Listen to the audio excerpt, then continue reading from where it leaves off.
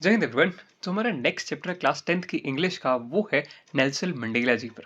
अब इस चैप्टर में मोस्ट इम्पॉर्टेंट एस्पेक्ट क्या है? ये एक स्पीच है। ये स्पीच है, इनॉग्रेशन स्पीच है, जिसे 10th ऑफ मई 1994 को, डेट बहुत इंपॉर्टेंट है, इसको याद रख लेना। 10th ऑफ मई 1994 को इसको हाईलाइट करके आओगे, अगर पूछा जाएगा अबाउट द चैप्टर के बारे में, just summarise the chapter, analyse the chapter, तब ये बहुत ही इंपॉर्टेंट रहेगा आपके लिए। अब ये दिया दिया किसने था ये इनॉग्रेशन सेरेमनी? इस इनॉग्रेशन सेरेमनी की जो स्पीच थी वो दी थी the first black president of south Africa, जिनका नाम था नेल्सन मंडेला जी। अब इतना इम्पोर्टेंट क्यों है ये स्पीच? क्योंकि साउथ अफ्रीका के वो फर्स्ट ब्लैक प्रेसिडेंट थे। अब ब्लैक प्रेसिडेंट फर्स्ट, इसका क्या मतलब होता है? जो साउथ अफ्रीका था वो एक कॉलोनी था, जिस प्रकार भारत एक कॉलोनी था, उसी प्रकार साउथ अफ्रीका भी एक कॉलोनी था।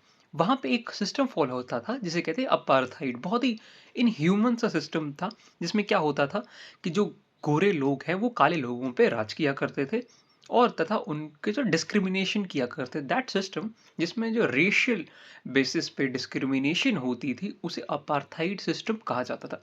उसका एबोलिशन हुआ, साउथ अफ्रीका एक यूनियन बना, और ये स्पीच, इनॉग्रेशन स्पीच दी गई जहाँ बहुत सारे लोग आए थे, और ये कहाँ दी गई थी? यूनियन बिल्डिंग में ये स्पीच दी। बड़ी इंपॉर्टेंट कि ये जो चैप्टर है ये एक्सट्रैक्ट है, यानी एक हिस्सा है किस चीज़ का? ऑटोबायोग्राफी का। ऑटोबायोग्राफी किसकी है?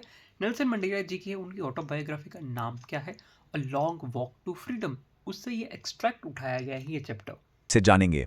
ये एक ऐसी कहानी है जो बताती है कि आज़ादी का सूरज जब उगता है ना, तो वो सिर्फ उजाला नहीं लाता, बल्कि सदियों पुराने अंधेरे को जड़ से मिटा देता है।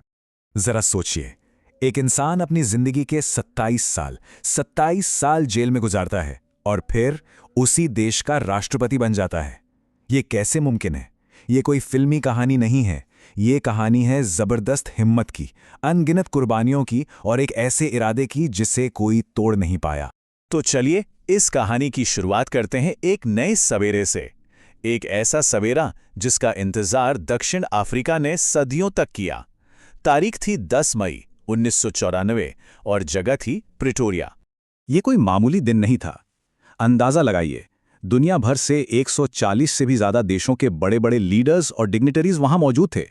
सब के सब उस ऐतिहासिक पल के गवाह बनने आए थे, जब दक्षिण अफ्रीका में पहली बार एक ऐसी सरकार बन रही थी जो लोकतांत्रिक थी और जहां नस्ल के आधार पर कोई भेदभाव नहीं था। और मंडेला ने इस जमावड़े को एक बहुत ही खूबसूरत नाम दिया, रेनबो गैदरिंग, मतलब इंद्रधनुषी सभा। और ये सिर्फ कहने के लिए नहीं था। सोचिए, एक ऐसा देश जो अब तक सिर्फ काले और गोरे के रंग में बटा हुआ था, आज वहां इंद्रधनुष के सारे रंग एक साथ थे। अलग अलग नस्ल, अलग अलग कल्चर के लोग, सब मिलकर एक नए देश का जश्न मना रहे थे। वाकई एक रेनबो गैदरिंग। तो यूनियन बिल्डिंग्स के उस विशाल एम्फीथिएटर में शपथ ग्रहण का सिलसिला शुरू हुआ। सबसे पहले मिस्टर डी क्लर्क ने दूसरे उपराष्ट्रपति पद की शपथ ली। फिर बारी आई थाबो म्बेकी की, जो पहले उपराष्ट्रपति बने। और फिर वो पल आया जिसका इंतजार न जाने कितनी पीढ़ियों ने किया था। नेल्सन मंडेला ने दक्षिण अफ्रीका के पहले अश्वेत राष्ट्रपति के तौर पर शपथ ली। और अपनी स्पीच में मंडेला ने एक वादा किया, एक ऐसा वादा जो इतिहास में दर्ज हो गया। उन्होंने कहा, कभी नहीं और फिर कभी नहीं होगा कि ये खूबसूरत धरती फिर कभी एक के द्वारा दूसरे के उत्पीड़न का अनुभव करेगी। उन्होंने कसम खाई कि हर एक नागरिक को गरीबी, दुख दर्द और भेदभाव की जंजीरों से आज़ाद किया जाएगा, और ऐलान किया कि आज़ादी का ये सूरज अब कभी नहीं डूबेगा। शपथ के ठीक बाद एक और हैरान कर देने वाला नज़ारा देखने को मिला। देश के सबसे बड़े मिलिट्री जनरल्स, जिनकी छाती मेडल से भरी हुई थी, वहां मौजूद थे। और विडंबना देखिए, ये वही लोग थे जिन्होंने कुछ ही साल पहले मंडेला को देशद्रोही मानकर गिरफ्तार किया था। लेकिन देखिए, वक्त कैसे बदलता है। आज वही जनरल्स उसी मंडेला को सल्यूट कर रहे थे, नई सरकार के प्रति अपनी वफादारी की कसम खा रहे थे। मतलब जो इंसान कल तक सिस्टम का दुश्मन था, आज वही उस देश का सबसे बड़ा लीडर था। कमाल है ना? और सुलह का एक और जबरदस्त सिंबल उस दिन देखने को मिला। एक नहीं बल्कि दो दो राष्ट्रगान गाए गए। सोचिए, गोरे लोग अश्वेतों का आज़ादी का गीत नकोसी सिकेलेल आए अफ्रीका गा रहे थे, और अश्वेत लोग गोरों का पुराना राष्ट्रगान डाइस्टेम गा रहे थे, जो कभी जुल्म का प्रतीक हुआ करता था। मजे की बात ये थी कि किसी को भी दूसरे के गाने के बोल ठीक से पता नहीं थे, लेकिन दिलों में एक दूसरे के लिए सम्मान जरूर था। यही तो बदलाव था। लेकिन इतनी बड़ी जीत और इस जश्न के पीछे एक बहुत बड़ा दर्द भी छिपा था। यह आज़ादी मुफ्त में नहीं मिली थी। मंडेला को उस शोर में भी वो आवाज़ें सुनाई दे रही थीं जो कुर्बान हो गईं।